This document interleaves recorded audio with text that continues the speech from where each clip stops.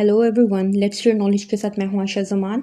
और आज हम जिस टॉपिक के बारे में बात करने जा रहे हैं वो है आइडियल डेमोक्रेसी, यानी कि एक मिसाली डेमोक्रेसी का निज़ाम जो है, एक मिसाली जमहूरियत का निज़ाम जो होता है वो कैसा होता है। तो व्हाट इज़ आइडियल डेमोक्रेसी? एक मिसाली जमहूरियत जो होती है वो कैसी होती है? A system in which every citizen must be able to play equal role in decision making, और a government in which citizens play और they can enjoy complete liberty and equality is consider as ideal democracy. तो एक ऐसा निज़ाम, एक ऐसा democratic निज़ाम जहाँ पे हर इंसान जो है, हर इंडिविजुअल जो है, बगैर किसी रंग नस्ल के, बगैर किसी जो है वो रिलीजियस डिस्क्रिमिनेशन के जो है वो अपने उसको जो है वो तमाम हकूक़ मिलते हैं। ठीक है, वो इक्वल राइट्स इंजॉय करता है, उसको तमाम वो हकूक़ मिलते हैं जो कि एक इंसान होने के नाते उसको मिलने चाहिए। तो ऐसा सिस्टम जो है वो एक आइडियल डेमोक्रेटिक सिस्टम कहलाता है। तो कुछ डेमोक्रेसी के जो होते हैं वो 3 प्रोमिसेस होते हैं। उनमें एक है इक्वलिटी यानी कि बराबरी, दूसरा है लिबर्टी, तीसरा है फ्रेटर्निटी यानी कि बरादराना ताकत, और तीसरा है लिबर्टी यानी कि जो है आज़ादी। अब एक जो स्टेट होता है उसके अपने सिटीज़न से कुछ वादे होते हैं, ठीक है, उसके अलावा उसके कुछ फंक्शंस भी होते हैं। उसके फंक्शंस में हमारे पास एक तो आ जाता है कि उसका ये काम है कि भाई वो प्रोटेक्ट करेगा आपके लाइफ को, आपके ऑनर को, आपकी प्रॉपर्टी वगैरह को। दूसरी चीज़ ये आ जाती है कि वो इकोनॉमिक जो अपॉर्चुनिटीज़ है इंडिविजुअल्स के लिए वो क्रिएट करेगा, उसमें जॉब अपॉर्चुनिटीज़ वगैरह आ जाती हैं। फिर हमारे पास तीसरा मोस्ट इम्पॉर्टेंट जो है वो है जो है इलेक्शंस आ जाते हैं कि वो पूरे टाइम पे फेयर इलेक्शंस वगैरह को कंडक्ट करेगा। ठीक है, इस चीज़ का अभी पाकिस्तान जो है वो इन क्राइसिस का सामना कर रहा है। तो एक जो स्टेट है उसके ये इम्पोर्टेंट फंक्शंस होते हैं। अब हमारे पास है फीचर्स ऑफ डेमोक्रेसी। अब आइडियल डेमोक्रेसी जो होती है उसके कुछ फीचर्स होते हैं, उसमें हमारे पास आ जाता है ह्यूमन राइट्स। अब ह्यूमन राइट्स की जब हम बात करें तो इसमें कुछ एक या दो हकूक़ नहीं आते, बल्कि इसमें वो तमाम हकूक़ आ जाते हैं जो कि इंसान होने के नाते जो है एक इंसान का जो है वो हक है। उसमें हमारे पास आ जाता है राइट टू वोट आ जाता है, फ्रीडम ऑफ रिलीजन आ जाता है, इक्वलिटी आ जाता है, और फ्रीडम ऑफ स्पीच आ जाता है। तो जब हम लोग फ्रीडम ऑफ स्पीच की बात करते हैं तो फ्रीडम ऑफ स्पीच क्या है? Freedom of speech actually it is the right to seek, receive, impart information and ideas of all kinds by any means or sources। तो हमारे पास आ जाता है वोटिंग का राइट। ठीक है, जो कि वोटिंग का राइट है कि जब आप 18 ईयर्स के हो गए, यानी कि आप जिस भी नेशन में हो, आपकी जो भी एज लिमिट है कि आप उसके बाद जो है वो वोट दोगे, तो आपके पास जो है वोटिंग का हक होना चाहिए। उसमें ये चीज़ नहीं होनी चाहिए है कि इसका ताल्लुक पाकिस्तान से या इंडिया से है या अफ़गानिस्तान से है तो और ये अमेरिका में है तो ये वोट नहीं देगा, यानी कि इसके पास अगर नेशनैलिटी वगैरह आपके पास है देन यू कैन वोट। अगर आप उस मुल्क के जो हो वो फ़र्द हो तो आपके पास जो है ये हक होता है। इसके अलावा आपके पास फ्रीडम ऑफ रिलीजन है। आपके पास जो है फ्रीडम ऑफ रिलीजन होना चाहिए। अगर आप एक मुल्क के शहरी हो तो आपके पास मुकम्मल आज़ादी होनी चाहिए कि आप अपना जो मज़हबी प्रैक्टिसेस वगैरह हैं वो कर सको। इसके बाद इक्वलिटी होनी चाहिए, सभी शहरी इक्वल होने चाहिए, उनमें कोई रंग नस्ल की डिस्क्रिमिनेशन नहीं होनी चाहिए, कोई भी रिलीजियस डिस्क्रिमिनेशन नहीं होनी चाहिए। उसके बाद हमारे पास आ जाता है डेमोक्रेटिक वोटिंग सिस्टम, यानी कि जो वोटिंग सिस्टम है वो डेमोक्रेटिक होना चाहिए है। तो जो डेमोक्रेटिक वोटिंग सिस्टम जो है इसकी मैं बात करूँ असल में क्या है, बजाय इसके कि कोई एक इंसान तमाम फैसले करे, दस्तूर के मुताबिक बाकायदगी से इंतखाबात करवाए जाएँ, यानी कि इलेक्शंस करवाए जाएँ, और जो नुमाइंदे हैं वो मुंतखब किए जाएँ। यानी कि जितने भी एडल्ट सिटीजन्स हैं उनको हक होना चाहिए कि वो वोट दें, वो वोट कर सकें। इलेक्शन जो होते हैं they should be held at regular and non intervals. Free and fair elections जो हैं वो होने चाहिए हैं, और जो भी सियासी जमात है वो होनी चाहिए जो कि मेजॉरिटी रूल हो, यानी कि जिसके ज़्यादा जो है वो वोट्स होंगे या वोटर्स होंगे। ठीक है, अब इस सब के साथ साथ हमारे पास कुछ ऑब्जेक्शंस हैं जो डेमोक्रेसी पर बहुत से लोग जो होते हैं वो उठाते हैं। अब उन ऑब्जेक्शंस में हमारे पास कौन से ऑब्जेक्शंस हैं? एक तो आ जाता है इनइक्वलिटी इन वोटिंग प्रोसेस। अब बहुत से लोगों का ये मानना है कि भाई जो डेमोक्रेटिक सिस्टम है ये ठीक नहीं है। वो क्यों ठीक नहीं है? वो लोग कहते हैं कि भाई इसमें जो है वो वोटिंग का जो निज़ाम है वो दुरुस्त नहीं है, यानी कि वहाँ पे इनइक्वलिटी है। वो इनइक्वलिटी किस तरह से कहते हैं? इनइक्वलिटी वो कुछ कुछ लोग इस चीज़ को समझते हैं कि भाई जब आप लोग वोट कास्ट करते हो तो उसमें कोई एज लिमिट नहीं होनी चाहिए, यानी कि अगर कोई 18 ईयर्स का हम कहते हैं कि वो तब वोट कास्ट कर सकते हैं, लेकिन वो लोग इस चीज़ को बहुत से लोग नहीं मानते और वो कहते हैं वोट जो है वो हर कोई कास्ट कर सकता है, चाहे वो 18 का है, चाहे वो 17 का है, 16 का है, 50 का है, 60 का है, हर किसी का हक होना चाहिए कि वो वोट दे सके। इसके अलावा हमारे पास आ जाती है democracy, a slow moving form of government. अब लोग कहते हैं कि डेमोक्रेसी, जमहूरियत एक बहुत ही slow moving form of government है। अब ये बात तो बिल्कुल ठीक है कि डेमोक्रेसी एक slow moving form of government है, क्योंकि इसमें ऐसा नहीं है कि कोई भी फैसला जो है उसी वक्त हो जाता है, ठीक है। जब भी कोई किसी चीज़ की मंजूरी होनी होती है, कोई भी फैसला होना होता है, तो बहुत से लोग होते हैं, जैसे कि बहुत से नुमाइंदे होते हैं, रिप्रेजेंटेटिव्स जो होते हैं, उनसे जो है वो डिस्कशंस वगैरह की जाती हैं, फिर आपस में जो है कुछ टाइम टेकिंग प्रोसेस है, लेकिन जो है ये इसलिए टाइम लगाया जाता है ताकि फ़ैसला जो है वो बहुत बेहतर तरीके से हो, क्योंकि इसके अंदर जो होता है कोई वेस्टेड इंटरेस्ट नहीं है एक ही इंसान के, बल्कि ये एक पूरे नेशनल लेवल के इंटरेस्ट होते हैं, इसीलिए ये प्रोसेस टाइम टेकिंग है। तो अगर ये टाइम टेकिंग भी है तो ये इंसान की जो है वो भलाई के लिए ही है। इसके अलावा हमारे पास आ जाता है कि डेमोक्रेसी एंड इलिटरेसी। अब बहुत से लोगों का ये सवाल है कि भाई डेमोक्रेसी इलिटरेसी जो है वो ये ऑब्जेक्शन रेज़ करते हैं कि डेमोक्रेसी की वजह से जो इलिटरेसी है जिस जगह पे होती है वहाँ पे डेमोक्रेटिक सिस्टम नहीं आ सकता है, क्योंकि जिस इंसान के पास इतनी तालीम नहीं है, जिस इंसान के पास तालीम है ही नहीं, शऊर ही नहीं है उसको, ठीक है, कि भाई क्या चीज़ सही है और क्या चीज़ गलत है, तो वो एक लीडर को कैसे चुन सकता है, वो एक डेमोक्रेटिक निज़ाम जो है, एक डेमोक्रेटिक सिस्टम अच्छा जो है वो किस तरह से ला सकता है।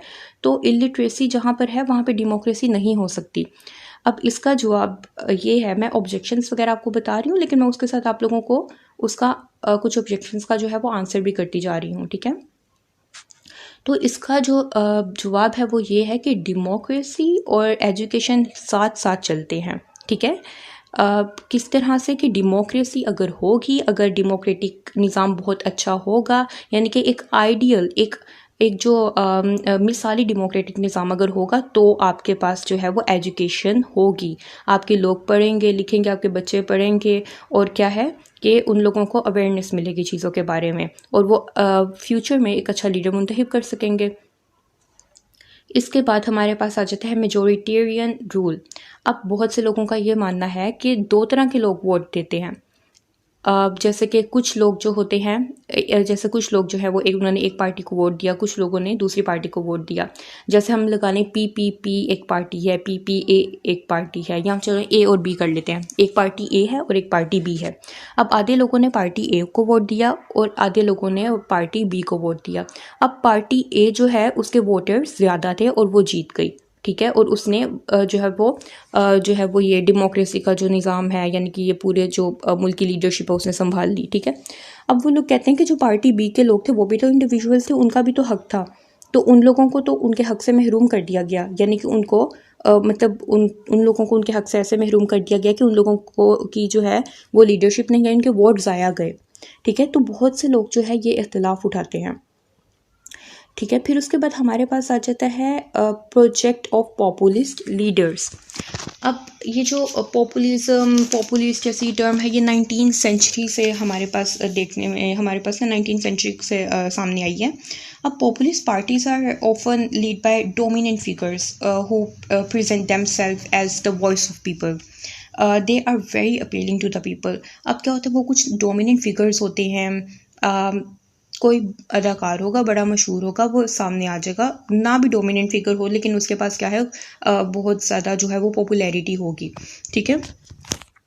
तो चाहे वो शुरू से एक डोमिनेंट फिगर हो या बाद में आके बने, तो वो डिपेंड करता है। तो अब क्या होता है कि ये ना लोगों के साथ ये ना पॉपुलिस्ट लीडर बहुत ज़्यादा अपीलिंग होते हैं। अपीलिंग क्यों होते हैं? क्योंकि populism is often combined with other ideologies like nationalism, liberalism, socialism.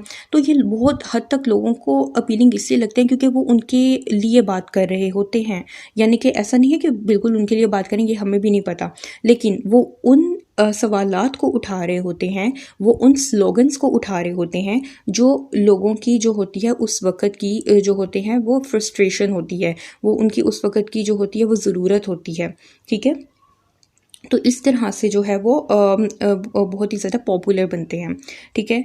और फिर उसके बाद हमारे पास है इंस्टेबिलिटी, ठीक है। अब कहते हैं कि डेमोक्रेटिक माहौल जो होता है वो आपके पास इंस्टेबिलिटी लेके आता है, डेमोक्रेसी आपके पास इंस्टेबिलिटी लेकर आती है। क्योंकि इंस्टेबिलिटी कैसे लेकर आती है, क्योंकि क्या होता है कि डेमोक्रेटिक सिस्टम जो होता है उसके अंदर ये होता है कि आपका एक टाइम होता है, एक मुद्दत होती है आपकी, कि जिसमें आप लोगों को जो है वो जो लीडरशिप है वो मिलती है, जैसे कि 4 साल 5 साल, उसके बाद गवर्नमेंट ने चेंज हो जाना होता है।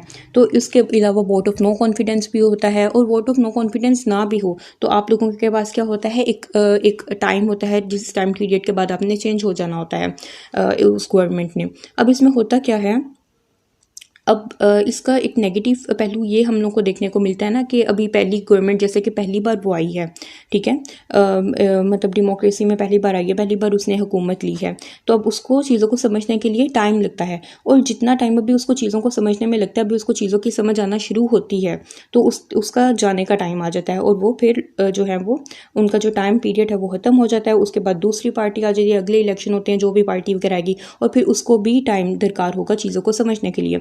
तो इस तरह से वो कहते हैं कि भाई ये जो है ये मुल्क में इंस्टेबिलिटी लेकर आता है। करप्शन, अब डेमोक्रेसी का निज़ाम जो है बहुत से लोग इस चीज़ को मानते हैं कि वो करप्शन का बायस बनता है। अब arguments in favour of democracy, ठीक है। अब a democratic government is better because it is more accountable form of government. अब अकाउंटेबिलिटी की अगर मैं बात करूँ तो इसके लिए हम लोगों ने अपनी फर्स्ट वीडियो जो है वो बनाई थी डेमोक्रेसी पर, पावर डिस्ट्रीब्यूशन ऑफ पावर्स जो थी स्टेट इंस्टीट्यूशंस में, अगर उसको देखेंगे तो हमें पावर की डिस्ट्रीब्यूशन बेहतर तरीके से समझ आ जाएगी, और हमें ये अकाउंटेबिलिटी का फैक्टर भी समझ आ जाएगा। तो इसमें क्या होता है, वो कहते हैं कि डेमोक्रेटिक गवर्नमेंट जो होती है वो बहुत बेहतर होती है बाकी फॉर्म ऑफ गवर्नमेंट की निस्बत, क्योंकि इसमें ना हम आसानी से हिसाब किताब कर सकते हैं। हम कह सकते हैं कि भाई ये जो लीडर है इसके पास इतना पैसा जो है वो कहाँ से आया है, ठीक है, इसके जो इतने असासे हैं, इसका जो इतने बैंक बैलेंस है वो इसने कहाँ से इकट्ठा किया, हम उससे सवाल उठा सकते हैं, हम उससे छानबीन कर सकते हैं। उसके बाद it improves the quality of decision making. Decision making की क्वालिटी हम लोगों ने इसको अपनी पिछली साइड वगैरह में पढ़ा है कि क्या है कि फैसले जो आप लोगों ने लेने होते हैं, एक लीडर ने फैसला लेना होता है, वो टाइम टेकिंग प्रोसेस है डेमोक्रेसी में ना, इस वजह से कि फैसले लेने में ज़रा टाइम लगता है। तो उसमें हमारे पास क्या होता है कि हमें फ़ैसला ऐसा नहीं है कि उसी वक्त करना होता है, हमें इसके लिए बहुत से रिप्रेजेंटेटिव से मशवरे वगैरह करने पड़ेंगे, ताकि हम अपनी नेशन के लिए, अपने नेशन के लोगों के लिए एक बेहतरीन फ़ैसला कर सकें, ठीक है। इसलिए ये जल्दबाजी से ज़रा परहेज़ करता है। उसके बाद आ जाता है it enhances the dignity of citizens. अब जब आइडियल डेमोक्रेसी आपके पास होगी तो जाहिर सी बात है आपकी जो रिस्पेक्ट होगी, आपके इंडिविजुअल्स की, सिटीजन्स की जो रिस्पेक्ट होगी, डिग्निटी होगी, वो तो बढ़ेगी ही बढ़ेगी। यानी कि आपको आपके तमाम हकूक़ दिए जाएंगे, आप लोगों के लिए सब कुछ किया जाएगा जो कि एक हुक्मरान को, एक स्टेट को अपने इंसानों के लिए, अपने लोगों के लिए करना चाहिए। एक स्टेट लोगों के लिए एक माँ की तरह होती है, ठीक है, जो कि कोशिश करती है कि उसके तमाम लोगों को बराबरी पर हकूक़ दिए जाएँ, ठीक है। उसमें किसी भी किस्म की डिस्क्रिमिनेशन नहीं मिलती है रंग नस्ल की बुनियाद पर, रिलीजन की बुनियाद पर। तो ये है हमारे पास ideal democracy. Democracy is better than other form of government because it allow us to correct mistakes. अब डेमोक्रेसी बहुत हद तक एक बेटर फॉर्म ऑफ गवर्नमेंट है, क्योंकि इसमें क्या है, करेक्शन ऑफ मिस्टेक होती है। अब कुछ लोग सवाल उठाते हैं कि भाई डेमोक्रेसी अच्छी नहीं है, बहुत से ऑब्जेक्शन रेज करते हैं, हम उन ऑब्जेक्शंस के बारे में अभी पढ़ कर आए हैं, लेकिन फिर भी डेमोक्रेसी जो है वो एक बेहतरीन फॉर्म ऑफ गवर्नमेंट किस तरह से है कि डेमोक्रेसी को अगर आप इसकी मिसाल लें तो आप एक बच्चे की मिसाल ले सकते हैं। डेमोक्रेसी बिल्कुल एक छोटे बच्चे की तरह है, जिसको बड़े होने में, फलने फूलने में जो है वो वक्त दरकार होता है। उसको एक बहुत ही अच्छी ट्रेनिंग की ज़रूरत होती है, उसको मैच्योर होने के लिए बहुत सी चीज़ों से, बहुत से हर्डल्स वगैरह से गुजरना पड़ता है। उसके बाद ही कहीं जाके अपनी मिस्टेक्स को करेक्ट करती है वो, और उसके बाद वो जाके एक आइडियल फॉर्म ऑफ डेमोक्रेसी में आपके सामने, एक बहुत ही मैच्योर डेमोक्रेसी के फॉर्म में आपके सामने आती है। तो ये है हमारे पास ideal democracy. Thank you so much for watching and we'll see you in the next video.